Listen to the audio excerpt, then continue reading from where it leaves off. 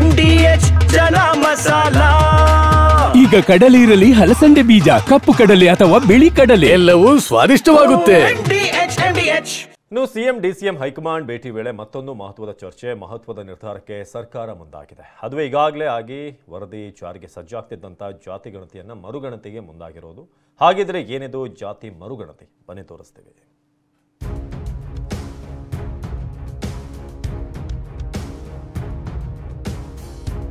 ಈಗಿರುವ ಜಾತಿ ಗಣತಿ ವರದಿ ಜಾರಿಗೆ ಬ್ರೇಕ್, ಮರು ಸಮೀಕ್ಷೆಗೆ ನಿರ್ಧಾರ.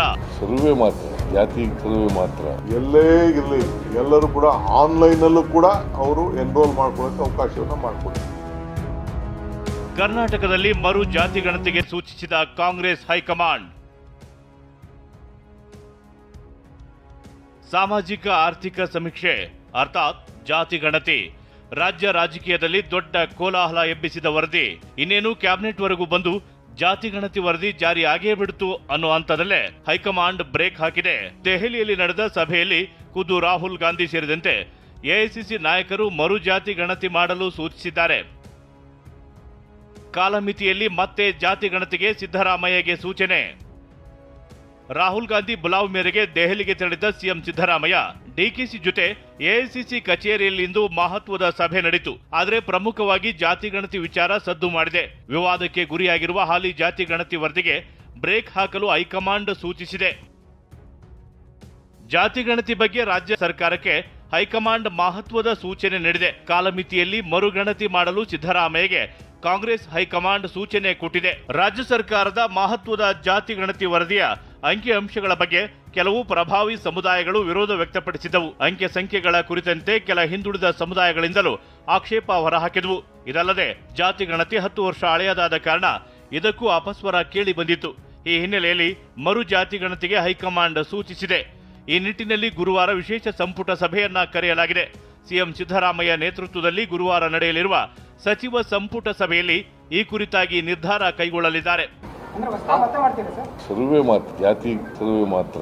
In principle report is accepted. ಆದ್ರೆ ಹೊಸದಾಗಿ ಹಳೆ 2015-16ರಲ್ಲಿ ಎನ್ಯುಮರೇಷನ್ ಆಗಿರೋದ್ರಿಂದ ಹೊಸ ಎನ್ಯುಮರೇಷನ್ ಆಗಬೇಕು ಅಂತಕ್ಕಂಥದ್ದು ಅವರ ಅಭಿಪ್ರಾಯ.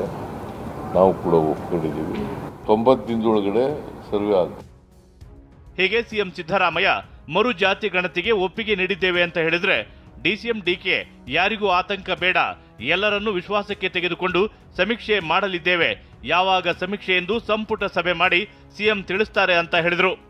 ಈ ಹಿನ್ನೆಲೆಯಲ್ಲಿ ನಾವು ಕ್ಯಾಬಿನೆಟ್ ಅಲ್ಲಿ ತೀರ್ಮಾನ ಮಾಡಿ ಮುಖ್ಯಮಂತ್ರಿಗಳು ಯಾವತ್ತಿಂದ ಪ್ರಾರಂಭ ಆಗ್ತದೆ ಟೈಮ್ ಲೈನ್ ಎಲ್ಲ ಕೂಡ, ಯಾಕೆಂದ್ರೆ ಇದಕ್ಕೆ ಸಾವಿರಾರು ಜನ ಅಧಿಕಾರಿಗಳು, ನಾವು ಟೀಚರ್ಸು, ಬೇರೆ ಬೇರೆಯವರೆಲ್ಲ ಕೂಡ ಇದಕ್ಕೆ ಬೇಕಾಗೋದ್ರಿಂದ ಇದನ್ನ ಯಾವ ರೀತಿ ಮಾಡಬಹುದು ಅಂತ ಹೇಳಿ ನಿಮ್ಮೆಲ್ಲರೂ ಕೂಡ ತಿಳಿಸುವಂತ ಕೆಲಸವನ್ನ ನಾವು ಮಾಡ್ತೇವೆ.